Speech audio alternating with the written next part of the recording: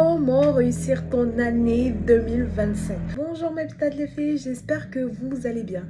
Avant tout propos, j'ai envie de vous dire que pour commencer une meilleure année ou alors pour commencer une réussite certaine et durable, bien fondée, la chose ultime à faire, franchement mes pétales des filles, c'est de faire un état des lieux de ce que vous êtes aujourd'hui et ce que vous ne voulez pas être demain. Vous savez qu'en tant qu'être humain, on se connaît et on se sait nos propres défauts, nos propres péchés mignons. Ce que j'aimerais vous proposer, c'est de prendre tout ce qui a de mauvais dans ce que vous faites afin de l'analyser. En ce qui vous concerne, c'est qu'une fois que vous reconnaissez en fait vos failles, il faudrait que vous lui disiez au revoir. Mais en même temps, de cette même manière, il faudra aussi que tu fasses la liste des choses positives qu'on a pu faire afin de pouvoir vraiment l'intégrer dans notre personnalité à chaque fois qu'on a besoin, à chaque fois qu'on veut prouver le meilleur de nous. Et le but de faire une liste de tout ce que tu as dû faire dans l'année précédente, de mauvais ou de bon, ce serait en vrai pour que ce soit quelque chose de concret dans ta tête, que tu puisses te l'ancrer en toi et que tu te chausses de cela pour entamer le chemin de l'année 2025.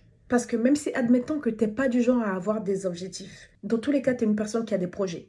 Et le but ici, c'est de réunir les pièces du puzzle qui fait en sorte que ton objectif à venir, tu prennes tes mauvais défauts qu'ils avaient l'habitude d'empiétrer sur tes projets, que tu les enlèves de sorte à ce que cela ne puisse pas faire partie cette fois-ci de ce désir-là. Et finalement de prendre plutôt les bonnes habitudes ou tes réussites pour ajouter sur le tableau pour en créer l'art de ta nouvelle personnalité que tu seras en 2025. Même si parfois c'est un peu le bazar dans ta tête, n'oublie pas une seule chose. Dans ta caverne d'Alibaba, tu as toujours et tu auras toujours ce qu'il te faut.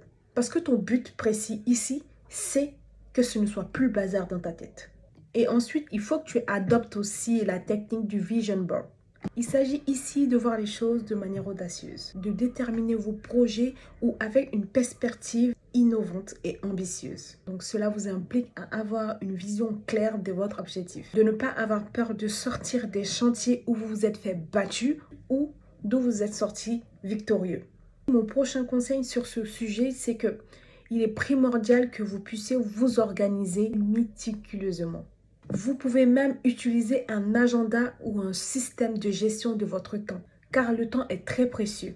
Croyez-moi que de la même manière que vous ne pouvez pas appuyer sur un bouton pour revenir à vos 20 ans, et bien de cette même manière, le temps que vous passez en ce moment à réfléchir, à avoir la flemme, d'avoir le physique impeccable, irréprochable, dans quelques années, vous serez à même de le regretter. C'est pour ça qu'il faut se tenir à un emploi du temps, un planning, un objectif afin de ne rien rater de sa vie.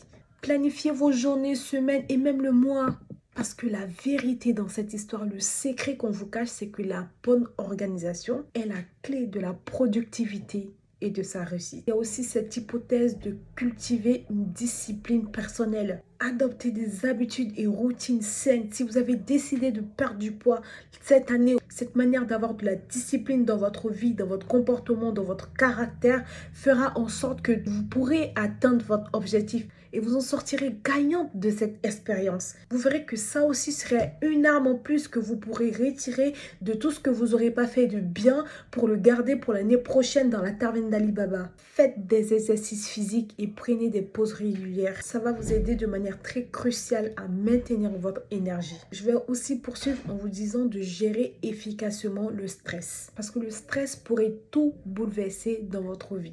Votre programme, votre comportement, votre présentation physique vis-à-vis de la société. Et cela pourrait aussi empiétrer dans vos actions ou dans vos business. Vous pouvez même gérer votre stress en adoptant la technique de la respiration profonde, la méditation ou le yoga pour rester calme, rester zen, rester élégante et rester toujours positif. Et concentré même dans les moments de pression. Croyez-moi les sosos, les conseils que je vous donne m'ont considérablement aidé. Je suis persuadée qu'ils peuvent vous aussi vous aider. Alors un autre conseil aussi, je peux vous dire de foncer les yeux fermés en cultivant la curiosité et d'être ouvert à de nouvelles idées. Ça, par contre, c'est glorieux.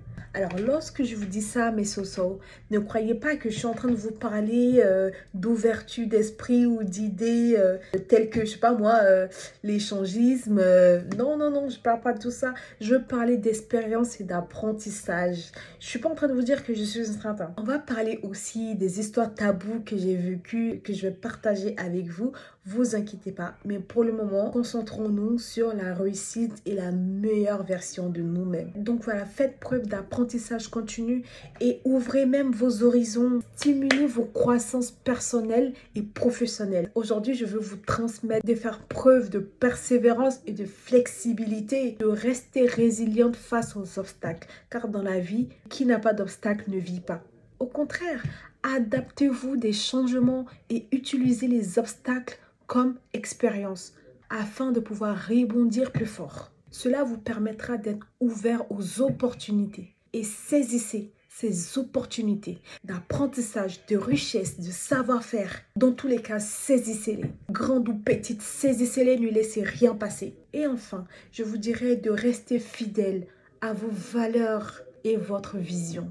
Gardez toujours à l'esprit vos valeurs personnelles et professionnelles ainsi que vos visions à long terme. Parce que cela vous guidera dans vos choix et vos actions tout au long de votre année. Et si vous avez aimé cette vidéo et les conseils que je viens de vous donner, si cela pourrait vous être utile, alors cliquez sur le bouton s'abonner, cochez la cloche de notification afin de ne rater plus aucune vidéo, plus aucun conseil. Et surtout, si vous pouvez partager, pourquoi pas. Je vous fais d'énormes bisous et je vous dis à bientôt.